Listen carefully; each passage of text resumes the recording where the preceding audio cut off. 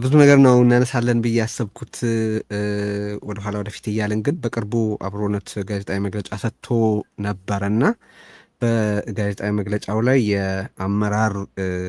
የአመራርን መመረጥ በተመለከተ የስራ አስፈጻሚውን መዋቀር የሚያስባቸውን ነገሮች በተመለከተ የተለያዩ ነገሮች አንስታችኋል። ነገር ግን እንደሚገባኝ በወቅቱ በነበረው የቴክኒክ ችግር ምክንያት ብዙ ሰዎች ዘንድ የደረሰ አልመሰለኝም።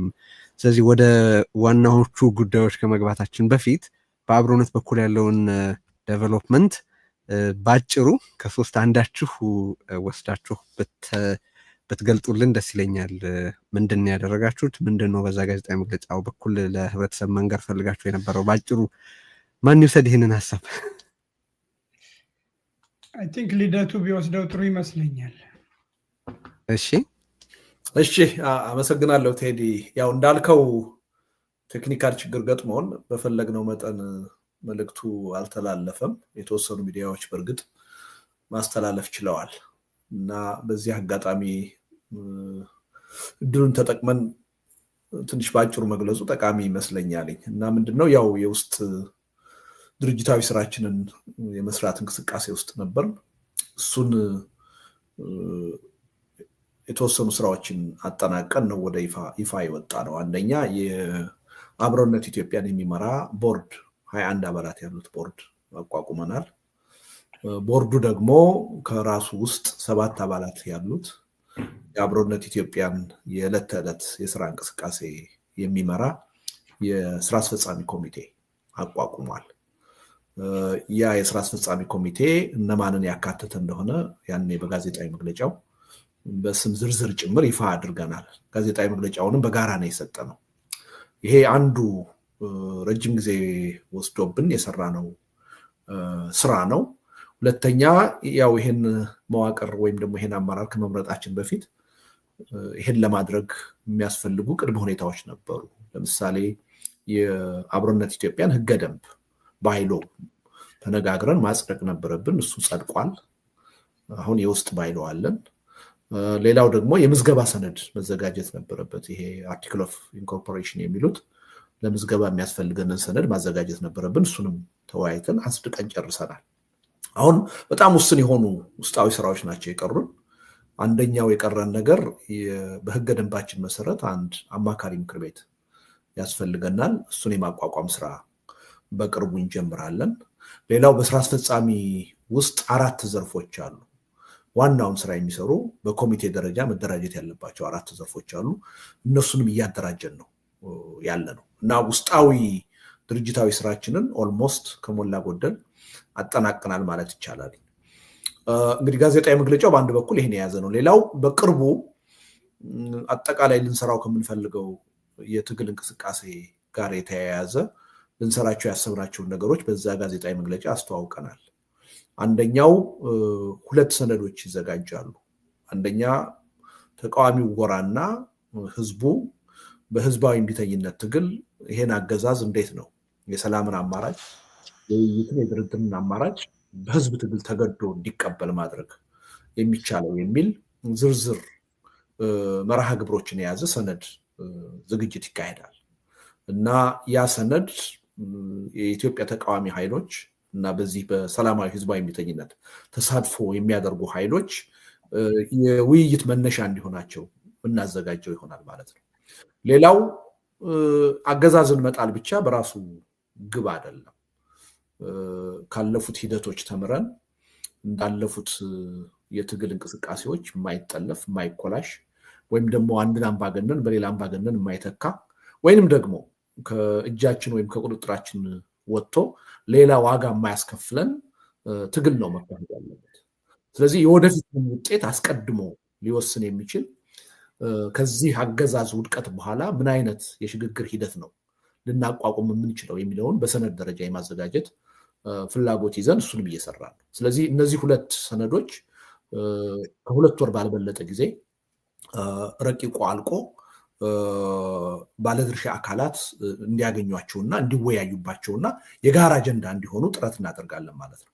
ሌላው በቅርብ ጊዜ ያሰብነው ነገር ከዚህ ቀደም የአብሮነት ኢትዮጵያና ሪዮት ሚዲያ በትብብር አንድ ዙር የኢንተርኔት የተቃውሞ ትዕይንተ ህዝብ አዘጋጅተን ነበረ እና በከፍተኛ ደረጃ የህብረተሰቡን ስሜት ያነሳሳ ውጤታማ የሆነ መድረክ ነው ያ መድረክ የነበረው እና ተመሳሳይ አንድ ከዛ ደግሞ በላቀ ውጤት የላቀ ተሳትፎ ያለው አንድ ተመሳሳይ የኢንተርኔት የተቃውሞ ትዕይንተ ህዝብ ለማዘጋጀት አስበናል።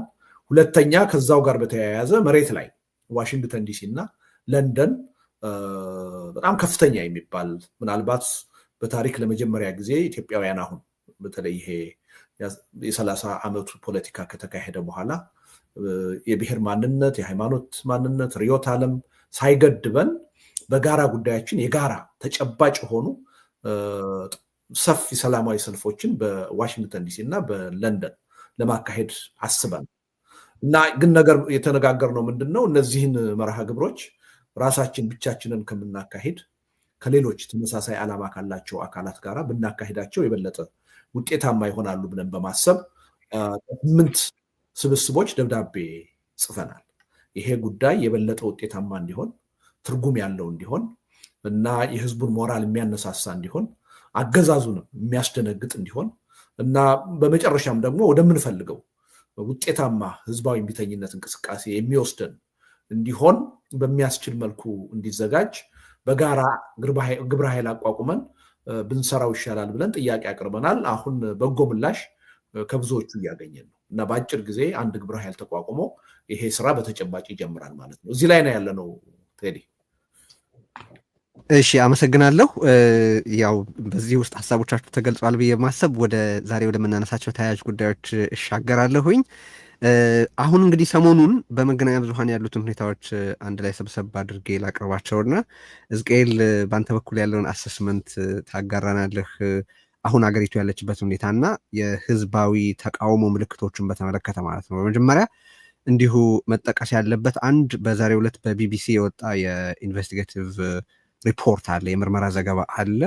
የአገዛዙ መከላከያ በአማራ ክልል ጦርነት በሚያካሄድበት ወቅት በሺዎች የሚቆጠሩ ሴቶችን እንዴት እንደደፈረ የሚያሳይ ዝርዝር የሆነ ሪፖርት ወጥቷል። እሱም አንድ ታሳቢ መደረግ ያለበት ነው። ሁለተኛ በተለያዩ ዩኒቨርሲቲዎች ተማሪዎች ተቃውሞ እያሰሙ ነው። በመምህራንና በሌሎች ሙያ ማህበራት በኩልም እንደዚሁ መሰል የተቃውሞ ነገሮች እየተስተዋሉ መሆኑን በዚሁ ምክንያት አገዛዙ በእጅጉ መሸበሩን የሚያሳዩ ነገሮች እንመለከታለን። ወደኋላ ትንሽ አለፍ ብለን ከሄድን አሁንም መፍትሄ ያላገኘና ትልቅ አነጋጋሪ የሆነው በአርሲ የተፈጸመው ሃይማኖት ተኮር ጥቃት ነው። ያንን በተመለከተ በኦኤልኤ በኩል የተሰጠ መግለጫ አለ። እርሱም ይሄ አገዛዙ በህብረተሰቦች መካከል ቁርሾ ለማባባስ ሲል ያደረገው ነው የሚል መግለጫ አውጥቷል። በተጨማሪ በፋኖ በኩልም እንደዚሁ የህዝባዊ እምቢተኝነት ጥሪ ቀርቧል። ነጣጥለን እናያቸዋለን። እነዚህ ሁሉ አጠቃላይ ስዕል ለመስጠት ስል ነው እያነሳኋቸው ያለሁት። ኦኤንኤልኤፍም እንደዚሁ ትግል ለማካሄድ የሚያስችል ፍኖተ ካርታ አዘጋጅቻለሁ፣ በሌሎች ኃይላትን በኩል ትብብር እፈልጋለሁ የሚል ነገር ማውጣቱን ተመልክተናል። አሁን እነዚህን ሁሉ ደምረን ስናይ በአሁኑ ወቅት በኢትዮጵያ ውስጥ እየተካሄደ ያለውን ትግል በተመለከተ በተለይ የህዝብ ተቃውሞን አስመልክቶ የተለያዩ ካራክተራይዜሽንስ ስላሉ ነው ጥያቄውን የማነሳው ሕዝቅኤል። በአንድ በኩል በቃ የህዝባዊ ተቃውሞ ፈንድቷል፣ ስለዚህ የሚፈልገው አመራር ብቻ ነው የሚሉ አሉ። በሌሎች በኩል ደግሞ አይ ይሄ ምልክት ነው እንጂ እየታየ ያለው ነገር የተሟላ ተቃውሞ ስለመጀመሩ የሚያሳይ አይደለም ይላሉ። ያንተ እይታ ምንድን ነው እዚህ ላይ ሕዝቅኤል? መልካም አመሰግናለሁ። አስቀድመ እኔ እንድናገርም እድል ስለሰጠኸኝ እንግዲህ የፖለቲካ ሳይንቲስቶች ፖለቲካ ሳይንስ አለው እና ፖለቲካ ሳይንቲስቶች የሚናገሩት ነገር አለ። ህዝባዊ አመፅን ምን ይቀሰቅሳል? ምን አይነት ሁኔታዎች ናቸው ህዝባዊ አመፅ አብዮት እንዲነሳ የሚያደርጉ የሚሉት አብዛኞቹ መዋቅራዊ ምክንያቶች አሉ፣ የቆዩ ያልተፈቱ ችግሮች፣ እንዲሁም ደግሞ ተጓዳኝ ምክንያቶች አሉ መዋቅራዊ ምክንያቶች ጋር ያልተያያዙ ነገር ግን ተጓዳኝ የሚሆኑ የሚቀሰቅሱ ደግሞ ለኳሽ ምክንያቶች ደግሞ አሉ። እነዚህ ሁለቱን አንድ ላይ አጣምሮ የሚለኩሱ አሉ። አሁን ምን እያየን ነው? እንግዲህ የመዋቅራዊ የምትላቸው በተለይ የኢኮኖሚ ችግር፣ የኑሮ ችግር፣ ህልውና ዋስትና ማጣት፣ እነዚህን የመሳሰሉ የሰውን ልጅ ኑሮ የሚያጎሳቁሉና ህይወትን የሚያሳጡ ግፎች በሚበዙበት ጊዜ እነዚህ መዋቅራዊ ናቸው። በየትኛውም አገር ውስጥ የሚነሱ ናቸው። ለአንድ እየደከመ ላለ እንዲያውም እየበሰበሰ ነው የሚሉት ፖለቲካል ሳይንቲስቶች ይሄ ዲኬይ ዲኮምፖዚሽን፣ በዛ ላይ ያለ አገዛዝ ይኖራል። ማንኛውም አገዛዝ እንደ ማንኛውም ሰው ይወለዳል፣ ያድጋል፣ ያረጃል፣ ይበሰብሳል። በሱ አይቀርም እና እንደዛም ሊሆን ይችላል በጊዜ ውስጥ። ነገር ግን አንዳንድ ጊዜ አገዛዞቹ ራሳቸው ከራሳቸው ጭቆናና ግፍ ማብዛት የተነሳ ይህንን ሂደት ያፋጥኑታል። አሁን የጠቃቀስካቸው ነገሮች አሉ በኢትዮጵያ ውስጥ አሁን የግፍ በኢትዮጵያ ውስጥ ግፍ ይሄ መንግስት ከመጣበት ጊዜም ይሁን ከዛ በላይም ከዛ በፊትም የነበረው ለውጥም ይህንን መንግስት ወደ ስልጣን እንዲያመጣ የተፈለገበት ምክንያት እነዚህ መዋቅራዊ ችግሮች አሉ። ኢኮኖሚው እያደገ ባለበት በኢህአዴግ ጊዜም እንኳን ለህዝብ የሚደርሰው ለህዝብ የሚተርፈው ትሩፋት እጅግ ጥቂት ስለሆነ አብዛኛው መኖር እያቃተው በገዛ ሀገሩ፣ ሌላው ደግሞ በጥቂቱ ደግሞ እንዴት አይነት ኑሮ የሚኖርበት ሀገር ሁልጊዜም እንቢተኝነትን፣ አመፅን ይቀሰቅሳል። ይሄ የቆየ ነው ማለት ነው። በኢትዮጵያ ውስጥ ሳይመለስ የቆየ የኢኮኖሚ ችግር አለ። የፖለቲካ ውክልና ማጣት አለ። ባህላዊ ግፊት አለ። እነዚህ ነገሮች ሁሉ ሳይመለሱ የቆዩ በተለይም ደግሞ ከ2018 ጀምሮ ይመለሳል ተብሎ ተስፋ ተሰጥቶባቸው ጭራሽ ወደ ባሰ ሁኔታ ነው። እነዚህ ሶስቱ የኢኮኖሚ፣ የፖለቲካ ሪፕሬዘንቴሽን፣ የኤሊት ኤሊየኔሽን እነዚህ ሁሉ አሉ በኢትዮጵያ ውስጥ ሳይመለሱ የቆዩ ናቸው። ተጓዳኝ እንግዲህ የህዝብ ቁጣ ነው። ህዝብ ቁጣው እየጨመረ ይመጣል። እየጨመረ በመጣ ጊዜ ምናልባት ተስፋ በመቁረጥ ይሆናል። ጊዜው ሳይደርስ ሊሆን ይችላል። የሚያንቀሳቅሰው ላይኖር ይችላል። ተስፋ በማድረግ ሊሆን ይችላል። የቆየው ያ ቁጣ እየገነፈለ ይመጣል። አሁን የምናየው በኢትዮጵያ ውስጥ እያየን ያለ ነው ምንድን ነው ብለህ ስለጠየከኝ ነው። እንደሚንተከተክ ሽሮ ነው። ገና እንደጀመረ መጀመሪያ ላይ ቀስ እያለ ነው ተክ የሚለው። ከዛ በኋላ እየጨመረ ይሄዳል። አንድ ጊዜ ደግሞ እሳቱን ካላጠፋው በስተቀር ይፈነዳል። ስለዚህ አሁን የጠቃቀስካቸው ችግሮች በየቦታው የምታየው በአማራ ክልል፣ በኦሮሚያ ለ7 ዓመት፣ በትግራይ ለስንት ዓመት ይኸው 5-6 ዓመት እነዚህ ሁሉ ብሶቶች አንድ ላይ እየተጠረቃቀሙ እሳቱ የማይነድ ከሆነ ይህ የህዝብ ቁጣ ተንተከተከ የመጣው ለመንግስትም አደገኛ ሊሆን ይችላል። እንግዲህ አሁን ደግሞ ባለንበት ሁኔታ በኢትዮጵያ ውስጥ ይሄ ቁጣ ገንፍሎ ከወጣ ሊያደርሰው የሚችለው ጉዳይ አለ።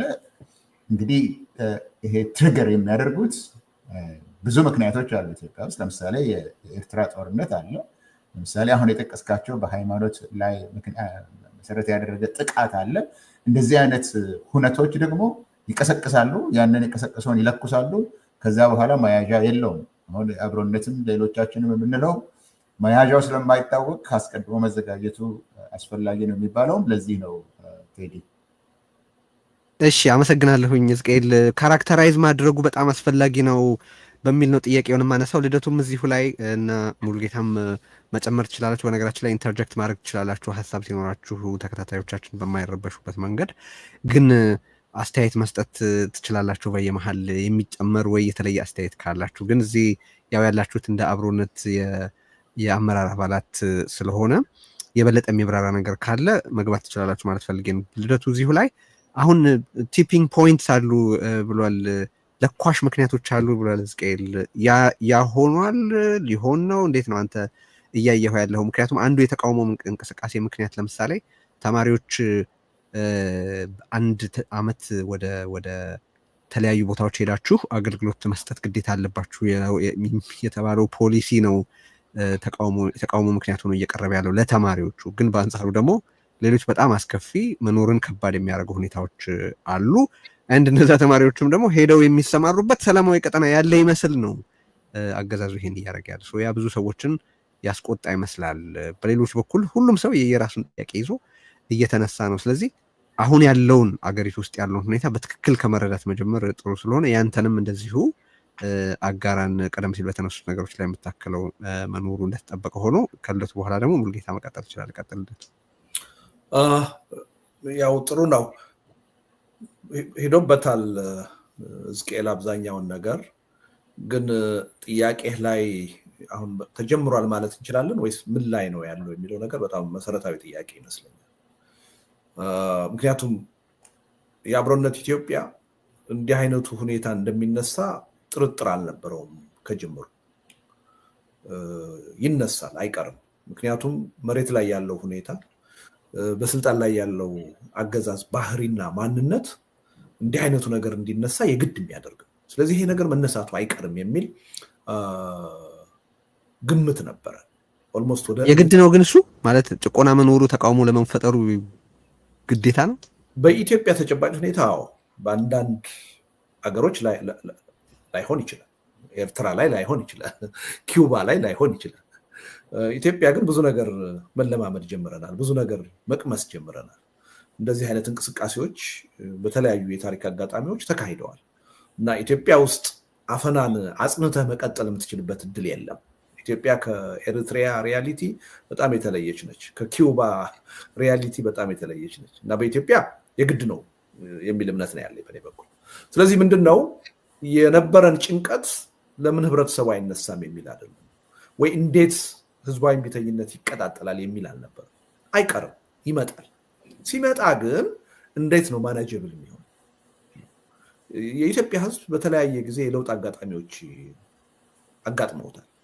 እንዲሁ ዝም ብሎ በአጋጣሚ የመጡ ሳይሆኑ በትግል በመስዋዕትነት የመጡ የትግል አጋጣሚዎችን አሳልፏል። እነዛ ሁሉ ግን አንዳቸውም ዘላቂ የሆነ ሰላም፣ ዘላቂ የሆነ ብልጽግና አላስገኙለትም። ስለዚህ እንደ አዲሱ ትውልድ አካል እንዳሁን ዘመን ስብስብ ምንድን ነው የተለየ ነገር ልናደርግ የምንችል? ይሄ ህዝብ እንደገና አሁን ለለውጥ ትግል አድርጎ ያ ለውጥ በአፈጨሌዎች የማይጠለፍበት ሁኔታ እንዴት ነው ሊኖር የሚችለው? የማይጨናገፍበት ሁኔታ እንዴት ነው ሊኖር የሚችለው? ውጤቱ ከአንድ አምባገነን ወደ ሌላ አምባገነን መሸጋገር የማይሆንበት ሁኔታ እንዴት ነው መፍጠር የሚችለው?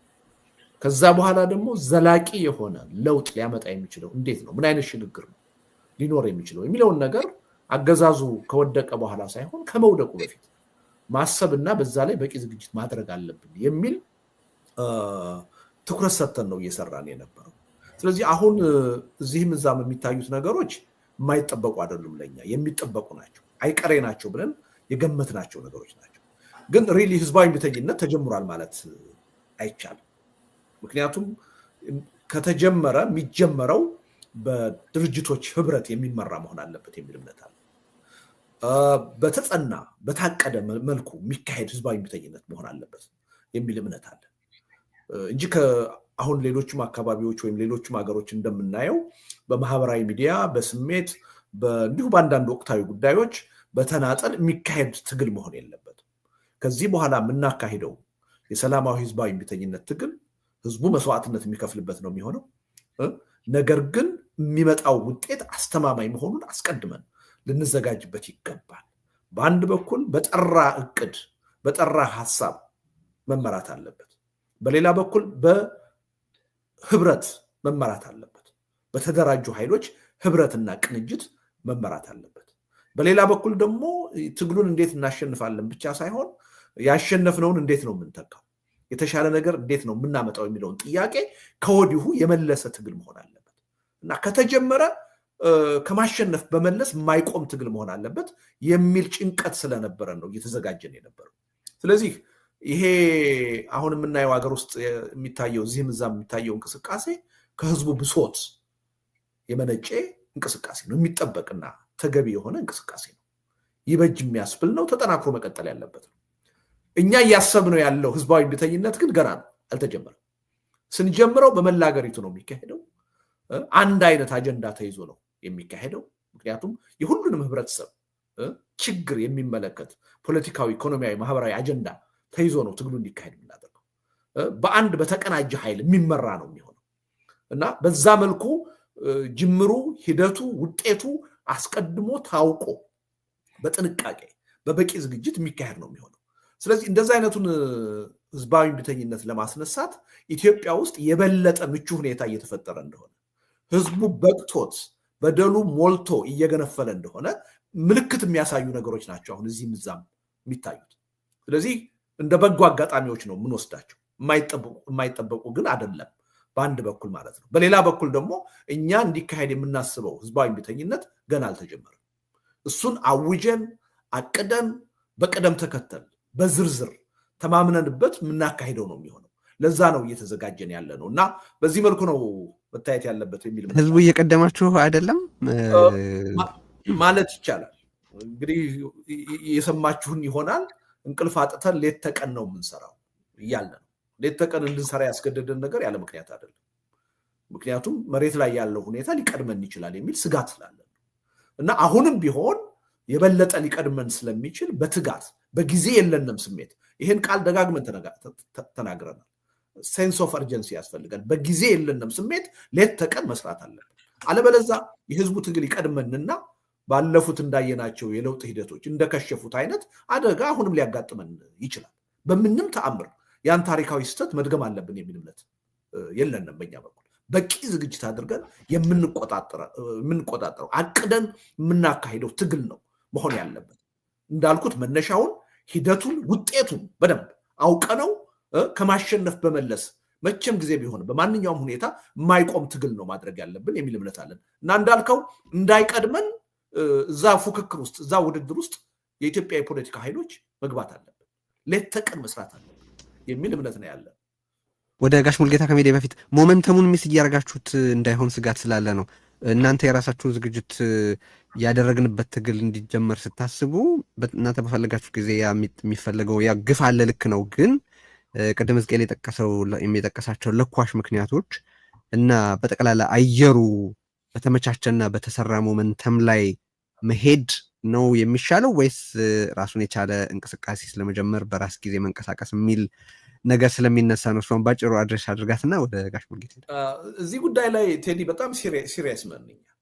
ይሄ የአብሮነት ስብስብ አሁን ስራ እየሰራ ያለው በጣም በጥንቃቄ ነው። ለምንድን ነው ህዝባዊ እምቢተኝነት እንዲሁ ዝም ብሎ እንደው ሰላማዊ ህዝባዊ እምቢተኝነት ስንል ሰዎች የማይጎዱበት፣ ሰዎች የማይታሰሩበት፣ ሰዎች የማይገደሉበት፣ ኢኮኖሚ የማይወድምበት ማለት አይደለም።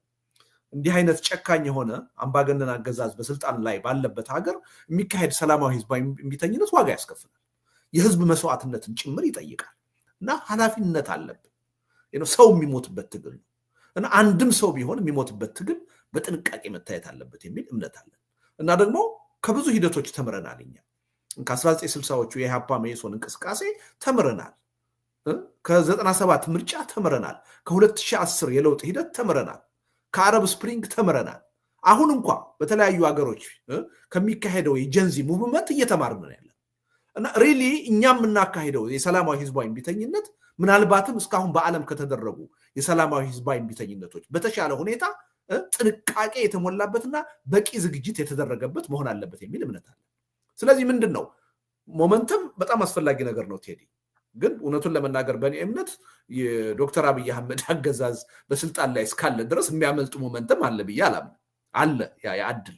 ግን ሪሊ ህብረተሰቡ ብሶቱ ገንፍሎ ወጥቶ በተናጠል መድረክ ላይ እየወጣ አደባባይ ላይ እየወጣ ለጥቃት እንዳይጋለጥ ኃላፊነት አለብን። ስለዚህ ከህብረተሰቡ ስሜትና ፍላጎት በላይ እኛ መፍጠን አለብን የሚል እምነት አለ። መፍጠን አለብን የሚል ግን እንፍጠን ስንል ደግሞ አደጋዎች እንዳይፈጠሩ፣ ህዝብ ተገቢ ያልሆነ መስዋዕትነት እንዳይከፍል፣ ትግሉም ደግሞ በችኮላ አላስፈላጊ የሆነ አጣብቂኝ ውስጥ እንዳይገባ ደግሞ አስፈላጊውን ጥንቃቄና ዝግጅት የማድረግ ኃላፊነት አለብን የሚል እምነት አለን እና ሪሊ ይሄ ስብስብ ልዩ የሚያደርገው ካለፉት ስህተቶች፣ ጥፋቶች የተማረ መሆኑ ነው። ነገሮቹን በስሜት ሳይሆን በሰከነ ሁኔታ በውይይት አስቀድሞ በደንብ በታሸ ዝግጅት የሚያደርግ ኃይል መሆኑ ነው ልዩ የሚያደርገው እና ህብረተሰቡ ይህን መገንዘብ ያስፈልጋል እና አንዳንዴ ከህብረተሰቡ ስሜትና ፍላጎት በተቃራኒ ብንዘገይ ያለ ምክንያት አለመሆኑን ህብረተሰቡ ሊረዳልን ይገባል የሚል እምነት አለኝ። ሁለቱን ነገሮች ማስታረቅ አለብን። ይቅርታ ወደ ጋሽ ሙልጌታ ብንሄድ ጥሩ ይመስለኛል። እሺ እዚሁ ላይ ቀደም ሲል በተነሱት ነገሮች ላይ የምታክለው ነገር ካለ መጨመር መቻለህ እንደተጠበቀ ሆኖ የአገዛዙን ምላሽ እንዴት እያያችሁት ነው የሚለው ላይ የተወሰነ ነገር ብትናገር ደስ ይለኛል። ተቃውሞዎችን በተመለከተ አገዛዞችን የሚመልሱበት መንገድ አለ። አሁን በብዙ መልኩ ስምምነት የተፈጠረ የሚመስልበት ሁኔታ አለ። ዳት ይሄ አገዛዝ የሁሉም ህብረተሰብ አደጋ የመሆኑ ነገር ከሌላው ጊዜ በተሻለ ግንዛቤ ያለ ይመስላል። እንዲሁ ሲታይ ምን ያህል ለዛ ኮሚትመንት አለ ወይ ምን ያህል በተግባር ያንን መግለጽ እየተቻለ ነው የሚለው ሊያነጋግር ይችላል። ስለዚህ አሁን እየተነሱ ላሉት ተቃውሞዎች አገዛዙ እንዴት ይመልሳል? እንዴት እየመለሰ ነው? ለዛ ምላሽ ምን አይነት ዝግጅት ማድረግ ያስፈልጋል የሚለውንም አብሮ እንድታየው ነው። እሺ ቴዲ፣ በቅድሚያ ይህን ፕሮግራም አዘጋጅተህ እንድንሰባሰብ እድሉን ስለፈጠርክ በጣም ነው የማመሰግነው። እሰማለሁ አይደል? አዎ ትሰማለህ። ቅድም ልደቱን መግቢያው ላይ በሰጠው አስተያየት ላይ ትንሽ የምጨምረው ነገር አለኝ። የአብሮነት ላለፉት ከ6 እስከ 8 ወር ድረስ ብዙ ስራዎች ሲሰራ ማን ነው እነማን ናችሁ የሚል ጥያቄ ብዙ ነበር እና ያንን ለመመለስ የ21 ቦርድ እንደፈጠርና ገልጿል። 7 ስራ አስፈጻሚ ገልጿል እና ብዙ ተመልካቾች እና አድማጮች ፍላጎት ይኖራቸዋል ብዬ ስለገመጥኩ የስራ አስፈጻሚ አባሎቹን ግልጽ ስላደረግን በጋዜጣዊ መግለጫችን ወቅት ዛሬም ቢጨምር ጥሩ ነው ብዬ ነው። ብዙ ያልሰሙ ካሉ ሰብሳቢ አቶ ልደቱ ነው። ምክትል ሰብሳቢ ዶክተር መቅደስ አዳነ፣ ጸሐፊ አሸናፊ አብርሃም፣ ትሬዠረር እኔ ነኝ፣ ፐብሊክ ሪሌሽን ኦፊሰር ፕሮፌሰር ዝቅኤል፣ ኦርጋናይዜሽናል ኮኦርዲኔተር ዶክተር እስማኤል ጎርሲ እና የፎሬን አፌርስ ጉዳይ ደግሞ አቶ መስፍን አየነ ነው። እነዚህ ሰዎች ትንሽ መልክ ልስጠው ብዬ ነው። ብዙ ጥያቄ ስላለ እነማን ናቸው ስለሚባል እነዚህን ሰዎች መግለጹ ጥሩ ነው ብዬ ነው። ከዛ በተረፈ አይነው ቢቢሲ ሰሞኑን የሰጠው ሪፖርት በተለይ በአማራ ክልል ውስጥ በብዙ ሺህ የሚቆጠሩ ሴቶች መደፈር እና ከፍተኛ የጾታ ጥቃት እንደተፈጸመ ገልጿል። ይሄንን አዲስ ነገር አይደለም፣ ታውቁታላችሁ። በብዙ 100 ሺህ የሚደርሱ እህቶቻችን በትግራይ ተደፍረዋል። ያንን ደግሞ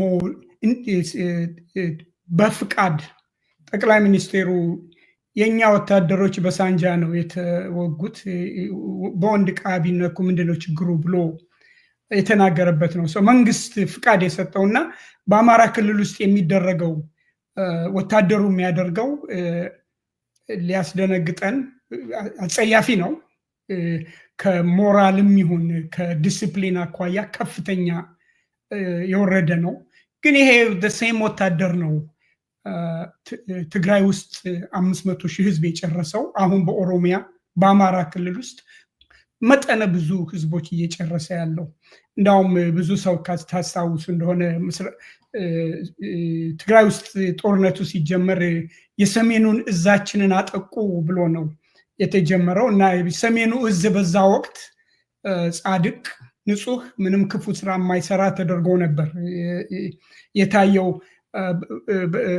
ክሎዝሊ በተለይ በአጠቃላይ የኢትዮጵያን ህዝብ ማነሳሻ መፈክር አድርገው አብይ አህመድ ወደ የከፍተኛ ፍጅት ያስከተለ ጦርነት ለ2 ዓመት ያካሄደው ያው ወታደር ነው ዛሬ አማራ ክልል ውስጥ፣ ዛሬ ኦሮሚያ ክልል ውስጥ፣ ዛሬ በተለያዩ የደቡብ ክልሎች ውስጥ በተለያዩ ሰዓቶች ተመሳሳይ ፍጅት እየፈጸመ ያለው።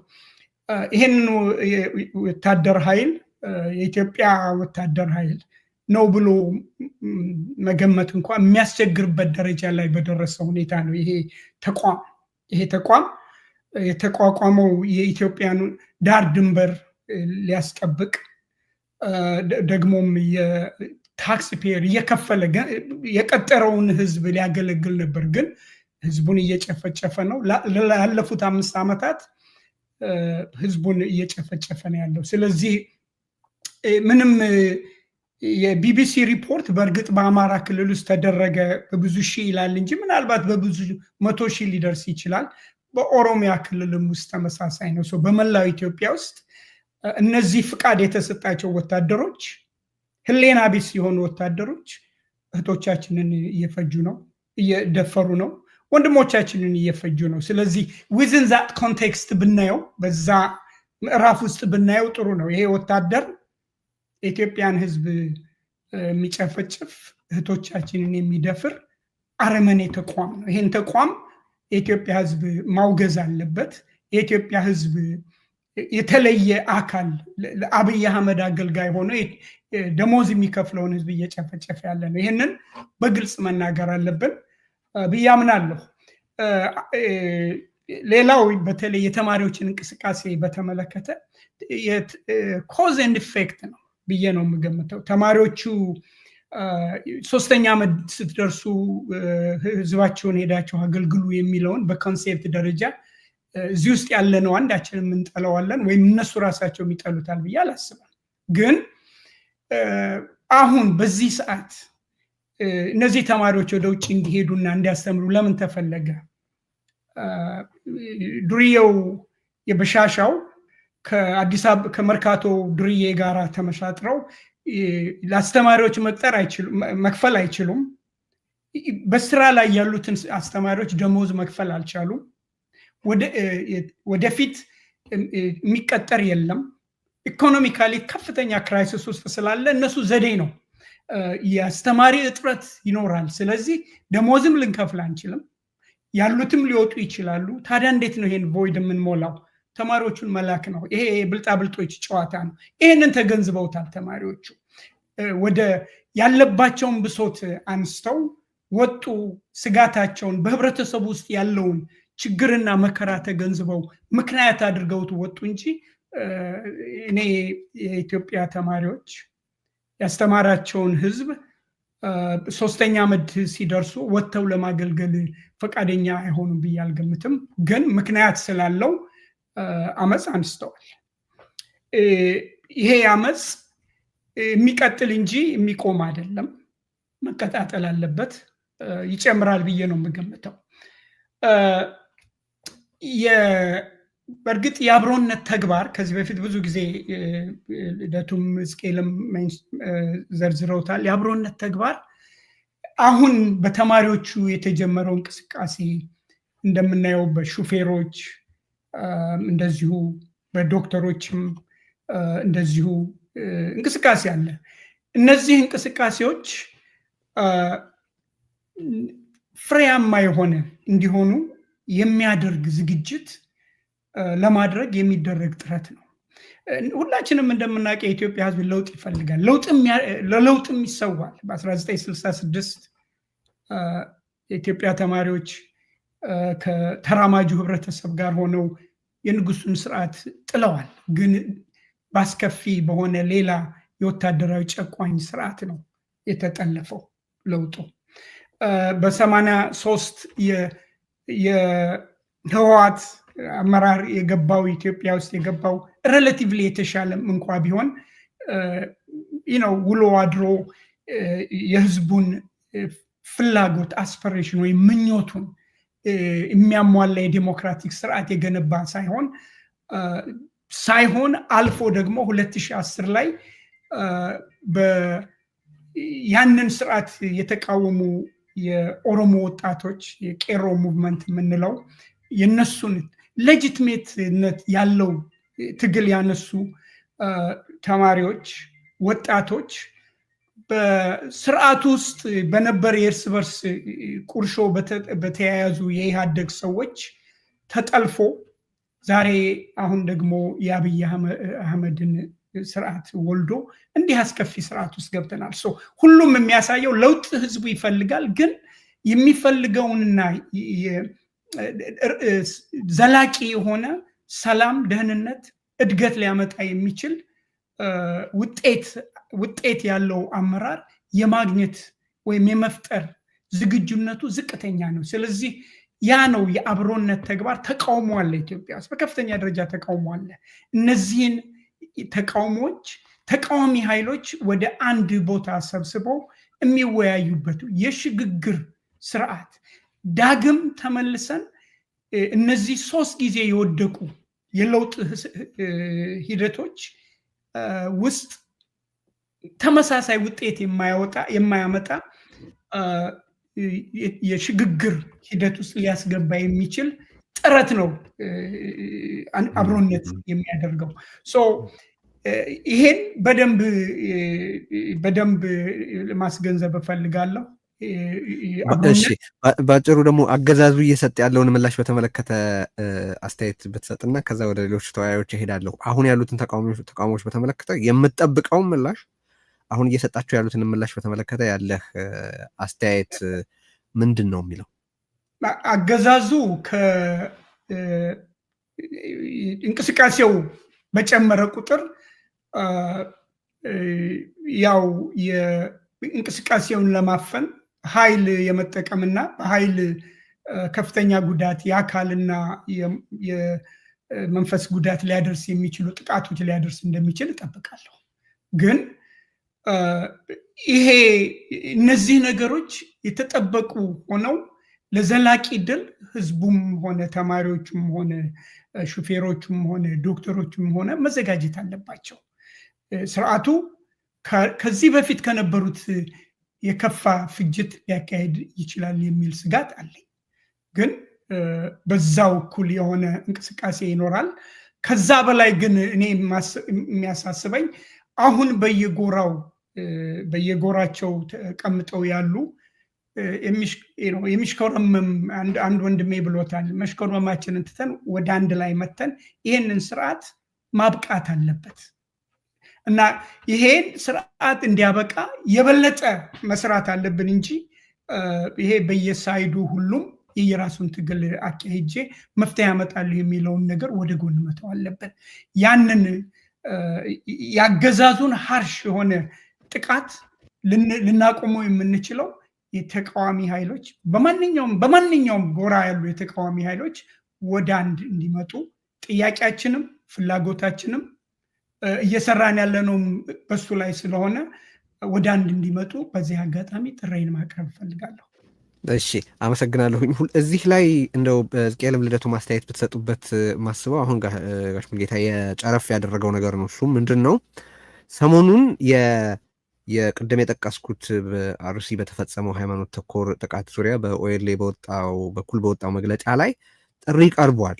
በኢትዮጵያ ውስጥ ካሉ የትኞቹም የፖለቲካ ኃይሎች ጋር ለመስራት ያለውን ፍላጎትና ፈቃድ ገልጧል። በተጨማሪም አሁንም ቅድም እንደጠቀስኩት ኦኤንኤልኤፍም እንደዚሁ ከሌሎች ኃይሎች ጋር ለመተባበር ያለውን ፍላጎት ጠቅሷል። በተጨማሪ በኢኮኖሚስት መጽሔት ላይ የወጣውን አርቲክል ካያችሁት እንግዲህ የፋኖ የትግራይ ማለትም የህወሓት እና የኦኤልኤ ሰዎች እና ሻዕቢያ የተሳተፉበት መገናኘት ነበረ የሚል አይነት አንድምታ ያለው ነገር አውጥቷል እና በአቶ ዘመነ ካሴ በኩልም እንደዚሁ የሰላማዊ እምቢተኝነት ጥሪ ለአጠቃላይ ለህብረተሰቡና ለሌሎች የፖለቲካ ኃይሎች ቀርቧል። ይሄ ሁሉ ጥሪ ስለ ፖለቲካ ኃይሎቹ ግንዛቤ ምን ይናገራል? ያንተን የግል አሰስመንት መጀመሪያ፣ ከዛ እነዚህን ጥሪዎች አብሮነት እንዴት እንደሚያያቸው የተነጋገራችሁበት ነገርም ካለ አብሮ ልታነሳ ትችላለህ። ግን ይሄ በየአቅጣጫው እየቀረበ ያለ ጥሪ አገዛዙንም ሆነ የአገሪቱን ሁኔታ በተመለከተ የአገሪቱ የፖለቲካ ኃይሎች ስለደረሱበት ግንዛቤ የሚነግርህ ምንድን ነው? አገዛዙ ደግሞ ይሄንን ያው በአንዳነት ነው እያለ እንደሚፈርጀው ታውቃለህ እና እሱንም በተመለከተ ምን እንደምትል ብታወራ።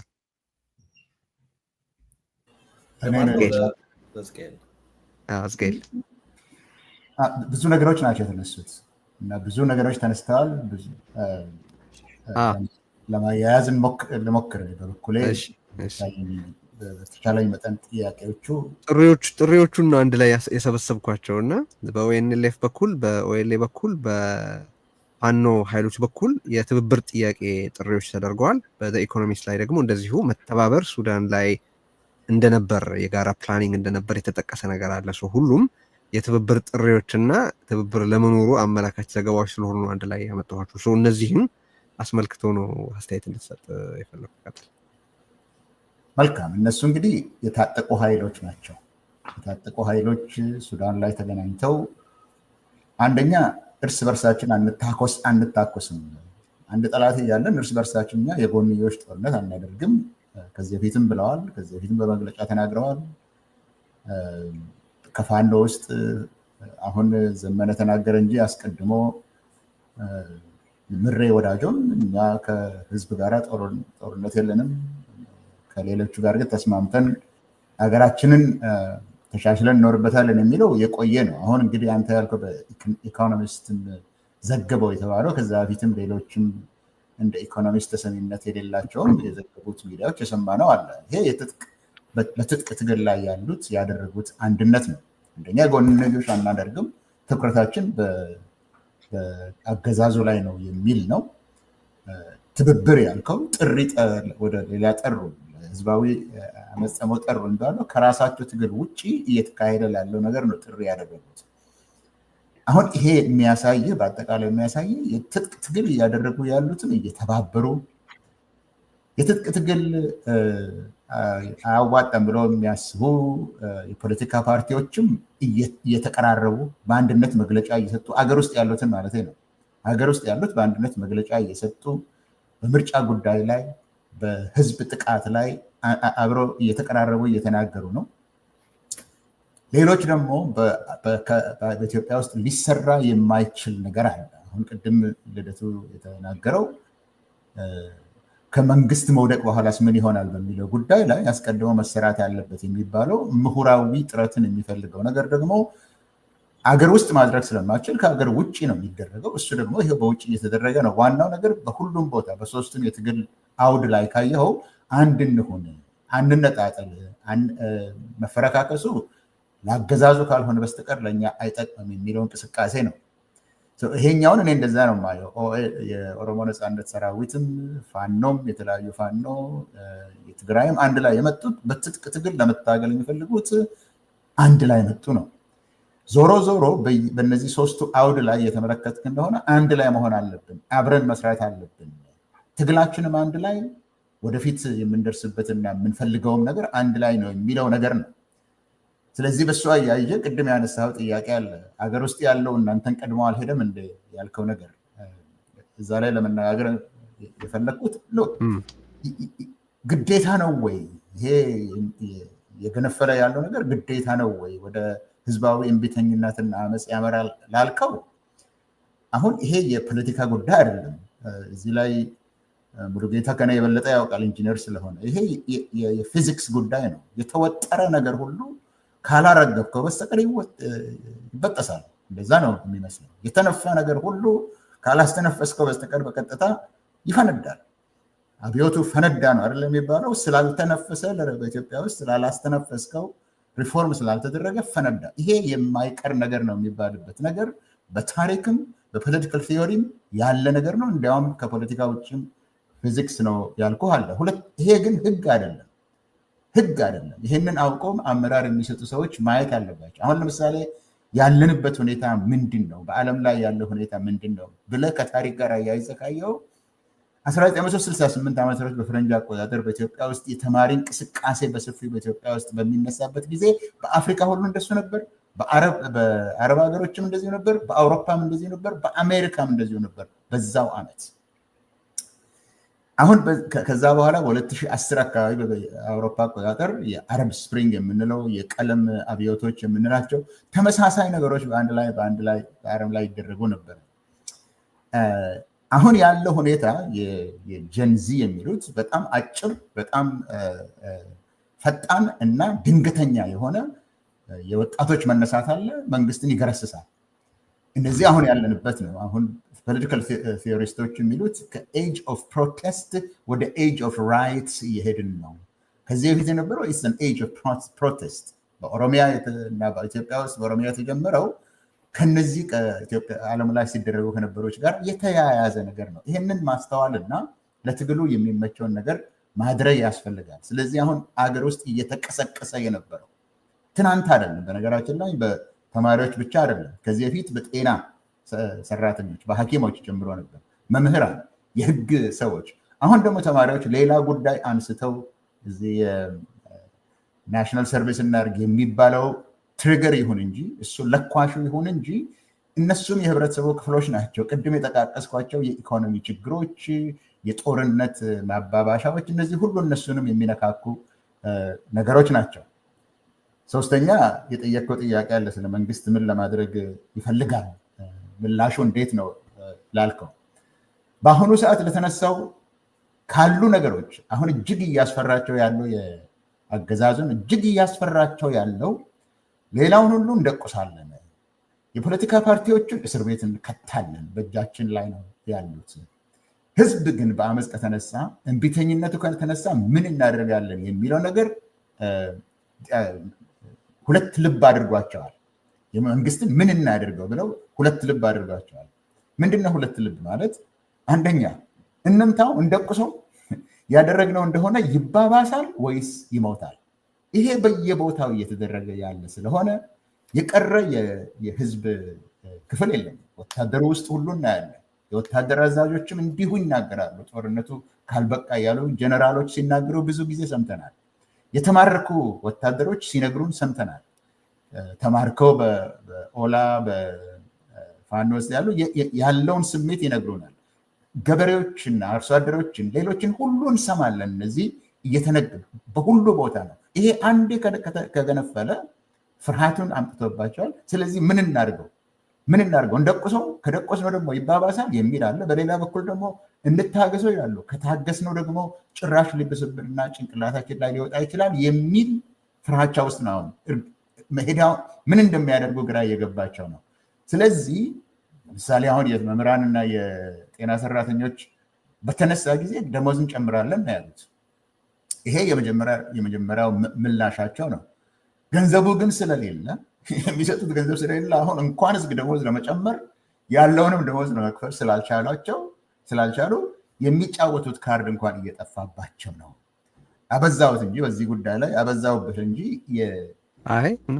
ይሄንን ነገር ለመመለስ የሚችልበት ደረጃ ላይ አይደለም። አሁን መንግስት ያለውን በኢትዮጵያ ውስጥ ያለውን ችግር ለመመለስ የሚችልበት ደረጃ ላይ አይደለም። ሁለት ትልልቅ ጥያቄዎች አሉ። ሌሎችን ከስር መደርደር እንችላለን። ሁለት ትልልቅ የኢትዮጵያ ህዝብ ጥያቄ የኢኮኖሚ ጥያቄ ነው። ሁለተኛው የሰላም ጥያቄ ነው። የጦርነት መቆም ጥያቄ ነው። እነዚህ ሁለት ትልልቆች ደግሞ በህልውና የመኖር ጥያቄዎች ናቸው። አንድ ነው የሚያደርጋቸው። በህልውና የመኖር ከፍተኛ ጥያቄ በኢትዮጵያ ሁሉ በህብረተሰብ ክፍሎች ሁሉ ነው ያለው። ይህ አገዛዝ መመለስ አይችልም። ለምሳሌ ያለው ከኢኮኖሚ ችግር ውስጥ የኢንፍሌሽን ችግር ነው። የዋጋ መናር፣ የግሽበት ጉዳይ ነው። ያ ደግሞ የመጣው ከጦርነት ብዛት፣ በጦርነት ምክንያት የወጣው ገንዘብ፣ በእነዚህ ብልጭልጭ እንትኖች ላይ የፈሰሰው ገንዘብ ብሩን አበዛው በገበያ ላይ። ያ ጦርነት ደግሞ እቃዎች እንዳይመረሱ አደረገ። ስለዚህ ኢንፍሌሽኑ ሰማይ ወጣ። ኢንፍሌሽኑ የሚታየው በብር ምንዛሬ ላይ የሚታየው ብሩ በዝቶ የሚገዛ ነገር ስለጠፋ ሰማይ ላይ ወጣ። አሁን መልስ እንሰጣለን ባሉበት ላይ ደሞዝ እንጨምራለን አሉ። በበዛ ብር ላይ ብር ብትጨምር መልስ አይሆንም፣ ጭራሽ የባሰበት ነው የሚሄደው። ስለዚህ ይህንን ለመመለስ ስለማይችል በፕሮፓጋንዳ ጠቅላይ ሚኒስትሩ ራሱ የመጣ በ4 ቀን አከታታይ ምንድነው ሚራክል ነው የሆነባቸው እያለ በፐብሊክ ሪሌሽንስ በመሬት ላይ ያለውን ነገር በመካድ በፐብሊክ ሪሌሽንስ ሊያሸንፍ ነው የሚሞክረው። ሁለተኛው ይህንን የሰላም ጥያቄ ለመመለስ አይችልም፣ ካላጋጨ በስተቀር ሊኖር አይችልም። አሁን ትናንትና ምን ሊያደርግ ነው? ወደ ከሚሴ ሄደው አያውቅም። ከሚሴ ግን ሄደው ተከልክዬ ነው የኖርኩት ነው ያለው። አረጋ ከበደ ስለፈቀደልኝ ነው እንጂ የመጣሁት እስካሁን ድረስ ከሚሴ መምጣት አልቻልኩም ነበር ብሎ ይናገራል። ማን የከለከለው? እስቲ እንዳይሄድ ከሚሴ የፈለገበት ቦታ እንዳይሄድ ምንድን ነው የከለከለው? የሄደበት ምክንያት ማጋጨት ምክንያቱ ስለሆነ ከሚሴ ላይ ሄዶ ደግሞ አማራንና ኦሮሞን ለማጋጨት የሄደበት ነው። ይሄ ደግሞ አያዋጣም። ጦርነትን ማብዛት አያዋጣም። ጦርነት ለማብዛት ነው የሚፈለገው። በኢኮኖሚም በኩል መልሱን መመለስ አይችልም። በጦርነትም በሰላም በኩል መልሱን መመለስ ስለማይችል እኛም እንደ አብሮነት መውደቁ አይቀርም የምንልበት ምክንያት ይሄ ነው። ለመመለስ ጥያቄዎቹን ለመመለስ አይችልም። ምክንያቱም ጥያቄዎችን ለመመለስ የሚሞክርባቸው መልሶች ሁሉ ራሱን እያንኮታኮቱ ስለሚሄዱ ነው ማለቴ ነው። ስለዚህ ይሄ መንግስት አይችልም። በዚህም በዛም ነገር መውደቁ ያረጀ መንግስት ይሄ ዲኬ የሚያደርግ መሄዱ አይቀርም። ነገር ግን ያለንበትን ሁኔታ አውቀን አስቀድመን መነጋገር ይቻላል። እንዲያውም አመጾቹ የተነሱት ቴዲ መልስ ለመስጠት ከሆነ ውጭ ሀገር እኮ ይሄው ሰዎች አንድ ላይ እየመጡ ነው፣ ለካስ አንድ ላይ መምጣትም አለ። ስለዚህ አመፁ በዛ ምክንያትም ተቀስቅሶ ሊሆን ይችላል። በጣም የተነሳበት ቦታ ላይ ከተመለስኩኝ እናንተን ቀድሟቸው ሄደዋል ያልከው እንዴ አመፁ ራሱ በዛ ምክንያት ሊሆን ይችላል። ይሄ ልንመልሰው የምንችለው አይደለም። ነገር ግን ተመጋግቦ መሄድ የሚችል ነገር